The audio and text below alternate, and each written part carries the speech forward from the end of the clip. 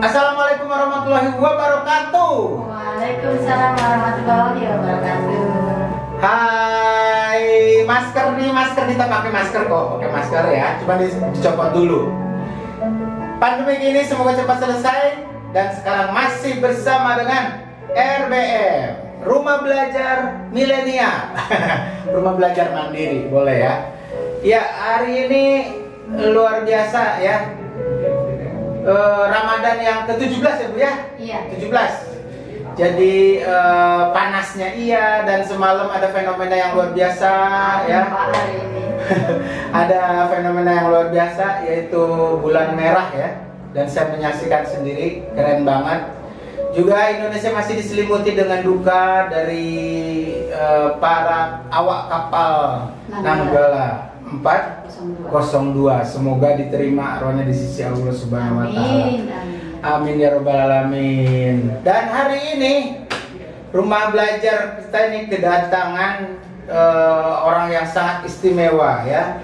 Orang yang bergelut di dunia pendidikan, tapi backgroundnya dia dari masyarakat. Wah, backgroundnya dari masyarakat. Jadi karena kita ini mengakar Rumah Belajar ini konsepnya, jadi dari masyarakat, oleh masyarakat untuk masyarakat ya. Dan itu sudah berjalan lebih dari 9 tahun. Mungkin sekarang masuk yang ke 10 per 11 gitu ya. Dan ini tentu saja beberapa keberhasilan yang sudah ada, beberapa capaian-capaian yang sudah dicapai, tidak lepas dari apa yang disebut dengan para pendamping, para tutor, para murid-murid semuanya ya. Dan hari ini ada tutor yang sangat keren, yaitu Ibu Narti. Assalamualaikum Bu Narti. Kita kasih tepuk tangan. Ada tepuk tangan kalau di sini. Iya Bu Narti, apa kabar?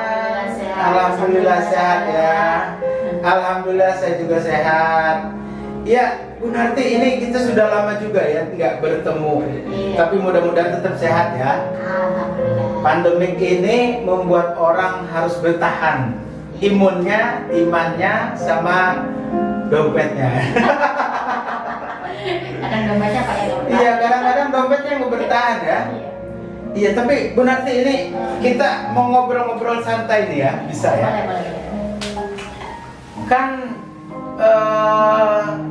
Rumah Belajar ini bukan hanya pusat ya, Iya. tapi ada yang disebut dengan remote class atau kelas jauh. Iya.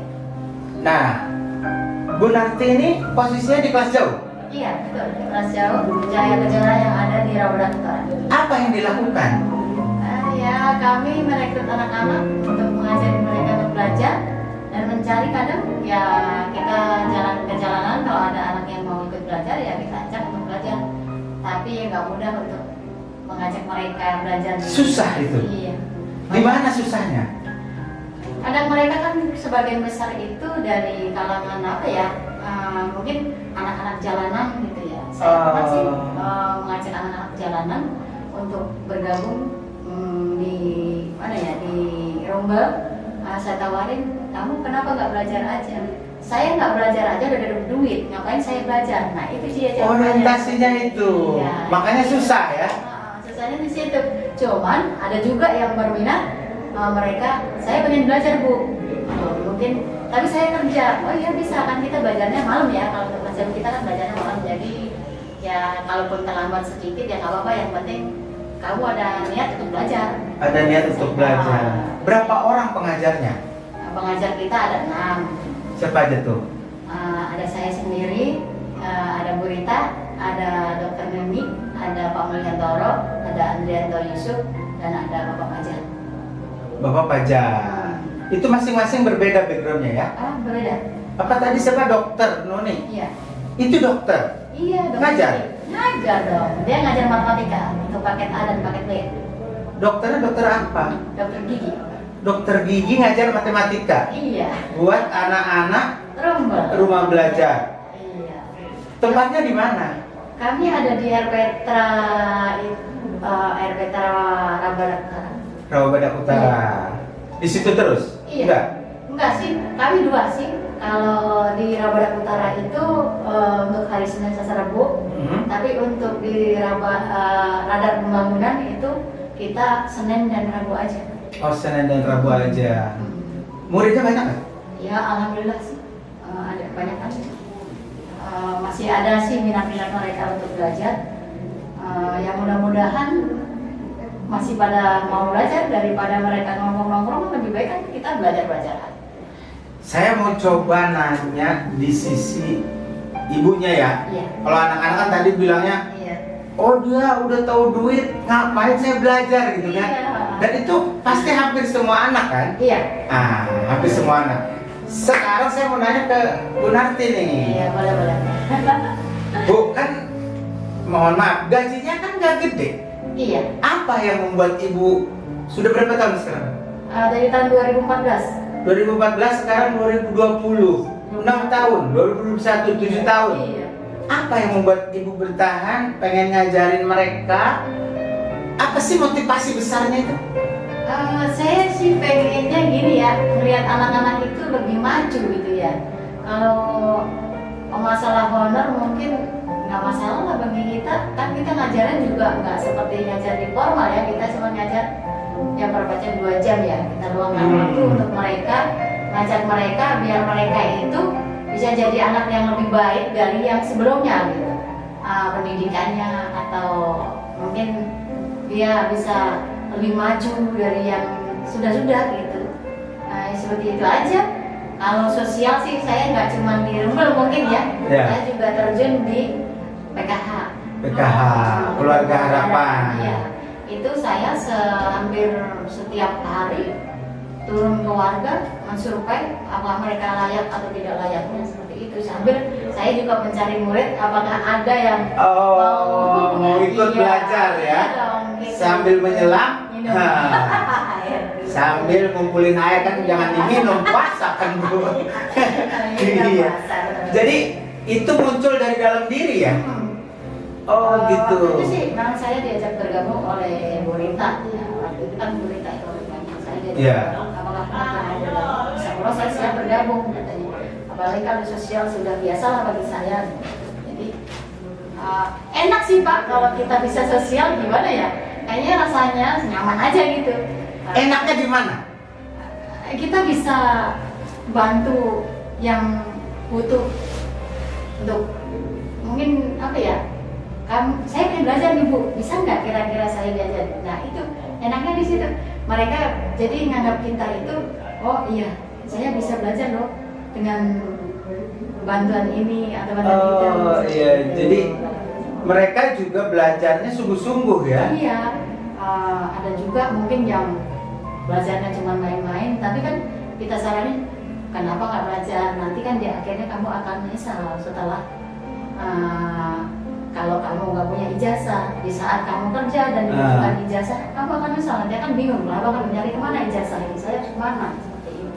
Kan di dunia relawan, di dunia sosial itu tanda kutip tidak setiap hari bahagia kan? Iya. Nah, ada nggak sih titik terendah ibu merasa terpuruk, terus ngajar udah capek-capek dan lain-lain, tidak ada respect dari anak-anak? Pernah nggak ngalamin gitu? Pernah juga sih Pak.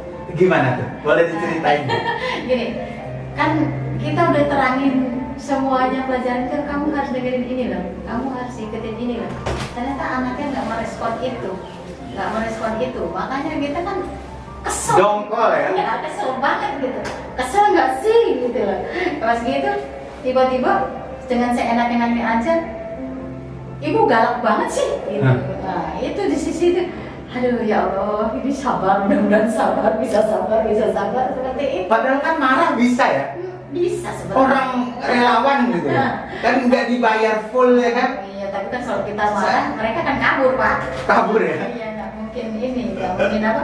Nggak mungkin mau bertahan di situ. Bagaimana caranya saya supaya dia bertahan, tapi saya juga bisa menahan emosi saya untuk marah sama mereka. Gitu. Tapi kalau saatnya marah ya kita tetap marah. Tapi alhamdulillahnya anak-anak itu udah dekat sama kita sih, jadinya ya nggak terlalu menganggap kita itu marahnya marah yang beneran gitu. Dianggapnya mereka, oh karena dia marah karena dia sayang sama kita. Gitu. Seperti itu. Anak-anak itu menganggap seperti itu. Nah, kalau ke orang tuanya gimana? Ada nggak sih home visit, kemudian kita ngobrol dengan orang tuanya menjelaskan dan lain-lain? Ada juga sih Pak, orang tuanya yang merespon kadang mengantar anaknya ke sekolah gitu ya. Oh, dianterin? Ada yang Oh, karena malam ya? Iya, karena malam dia diantar. Jadi kadang mungkin ngobrol-ngobrol sama orang tuanya, Bu, kalau belajar di sini itu enak ya sebenarnya, katanya anak-anak itu santai kan. Iya, memang kita belajarnya santai, tapi akan tetap kita pantau bagaimana caranya anak-anak ini tetap belajar dan fokus sama pelajaran yang kita ajarkan gitu. Walaupun gurunya berganti-ganti, tapi tetap aja kita harus fokus sama apa ya sih yang harus saya pelajarin hari ini. Untuk anak-anak itu bagaimana caranya dia happy juga tapi bisa belajar gitu. Maksud saya gitu, kayak gitu aja. Sudah banyak yang lulus? Alhamdulillah. Waktu tahun 2014-15 itu kalau nggak salah ada paket C itu 7 orang, paket B itu 4 orang, paket A 2 orang kalau nggak salah. Sudah lulus ya? Iya.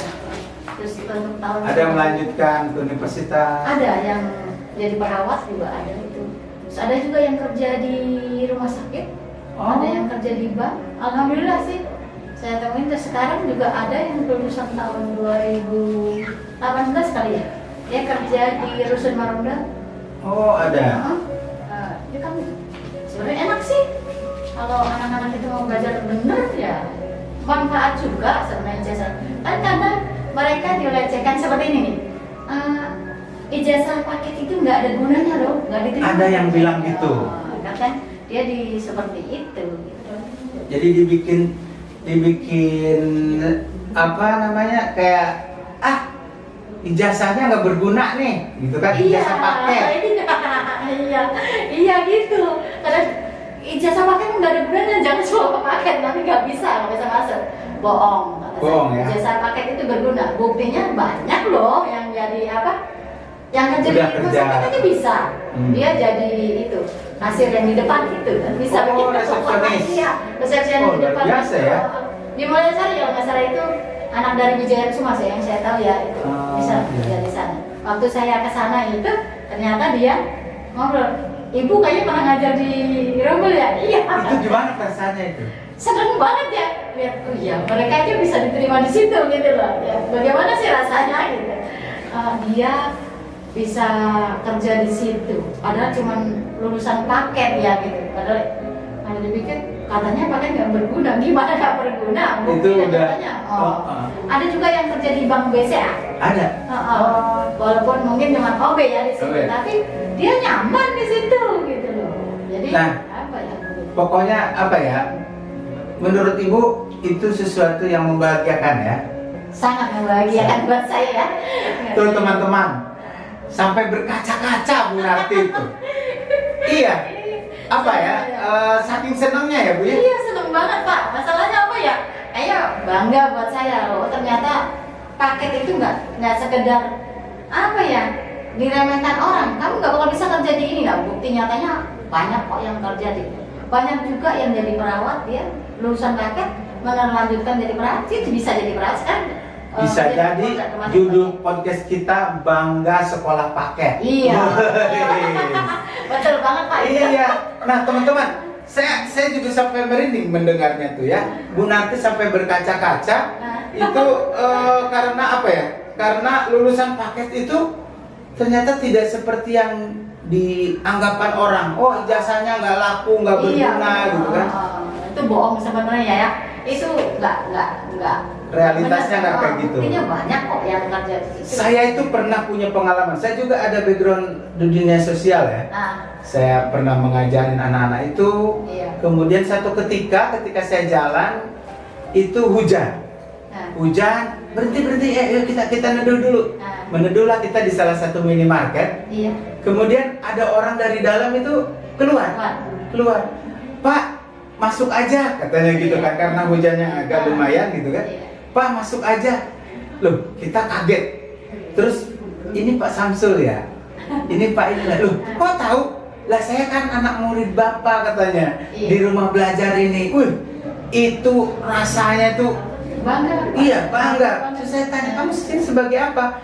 Saya di sini sebagai ini Pak, katanya foreman. Jadi kita membawahi shipment ya. Jadi dia yang ngatur shift tugas yang kerja hari itu. Bangga kan Pak?